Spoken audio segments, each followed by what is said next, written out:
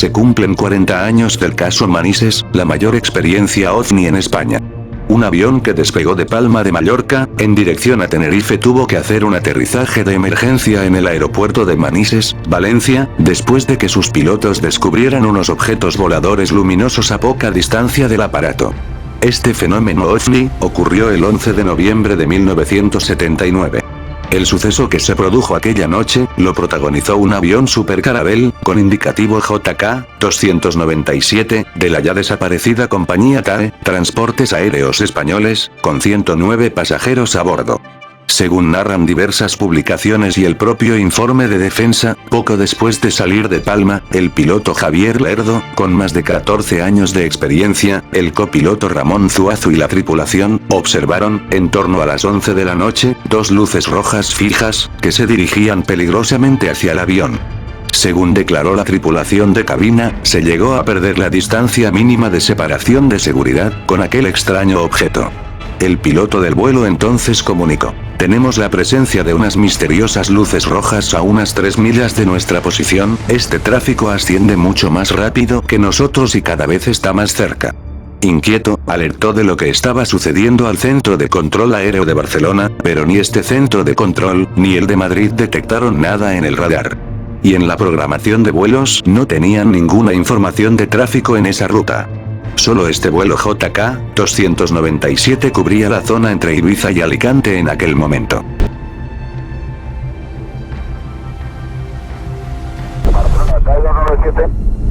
TAE 297, dígame. Confirmo que tenemos algún tráfico próximo a nosotros, a nuestra izquierda, aproximadamente unas 4 o 5 millas. 297, en negativo, no hay tráfico notificado.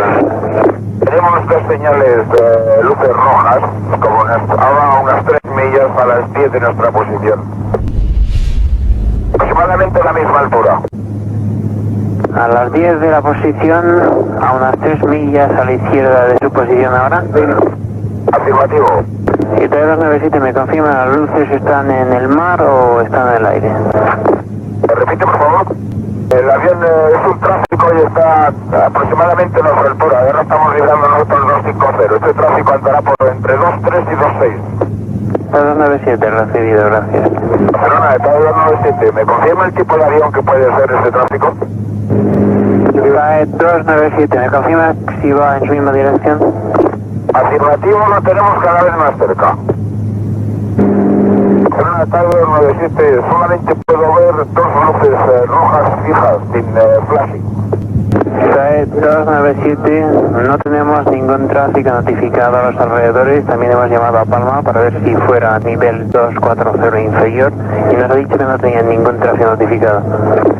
Barcelona, de TAE 297, he incrementado el rate de ascenso, ahora estoy a través de 280 y el tráfico sube mucho más rápido que nosotros y se acerca cada vez más.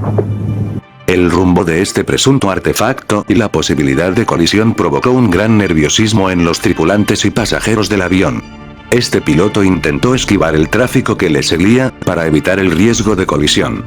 Para ello realizó una serie de maniobras y ante la imposibilidad de conseguirlo y la peligrosidad de la situación, el comandante se vio forzado a desviar su rumbo y solicitar y realizar un aterrizaje de emergencia en el aeropuerto de Manises, Valencia.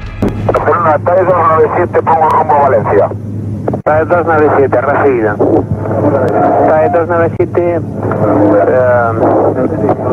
pase a frecuencia 13365. También se recoge en el informe que 40 personas, desde tierra, personal aeronáutico en su mayoría, observaron extrañas luces sobrevolando el aeropuerto. Tal y como se escucha en la grabación, desde la torre de control le preguntan si consideraba oportuno enviar a un interceptor de defensa para perseguir al objeto extraño no identificado. El piloto contesta que sí. 297, ¿desea que comuniquemos con algún interceptor de la defensa? Ahora mismo estoy ahora 290, mantengo 290, me voy para Valencia, rumbo a Valencia. De acuerdo, ¿desea que llamemos a algún interceptor de la defensa?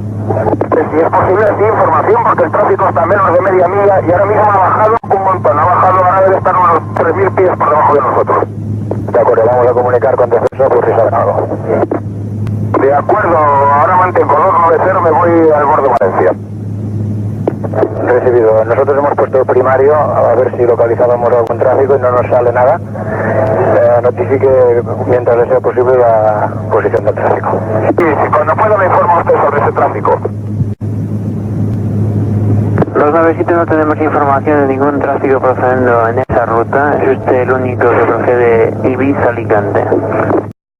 Y desde la base de los Llanos en Albacete, a la 1:20 de la madrugada, despegó un caza del ejército.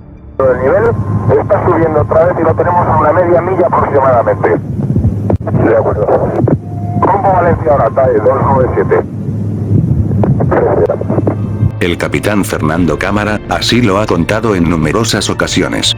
Que fue sacado de la cama en plena madrugada para acometer la misión más extraña y puede que apasionante de toda su carrera militar.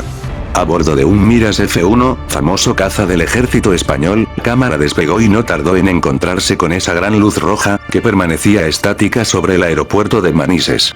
Entonces persiguió al misterioso objeto por diversas poblaciones, este piloto declaró posteriormente: vi la luz, aunque mi radar no detectaba nada. Yo volaba a unos 1000 kilómetros por hora, y cuando la alcancé, aquella luz pasó de estar estática a volar delante de mí a la misma velocidad. Era consciente de que ese objeto me estaba detectando, porque se dispararon los sistemas de amenaza de mi avión. Pero yo solo podía verlo con mis ojos. Entonces lo persiguió durante casi 2 horas, lo siguió hasta Zaragoza, y ahí abandonó la persecución y decidió regresar. Pero lo más inquietante es que recibió por el canal 11 del UHF, durante medio minuto, un extraño mensaje durante el trayecto de vuelta en zona marítima. Una voz infantil se reía y le decía por radio: hola, ¿cómo estás? Hola. Ni el radar militar de Torrejón de Ardoz, Madrid, ni el centro de control de Barcelona pudieron dar una explicación del fenómeno.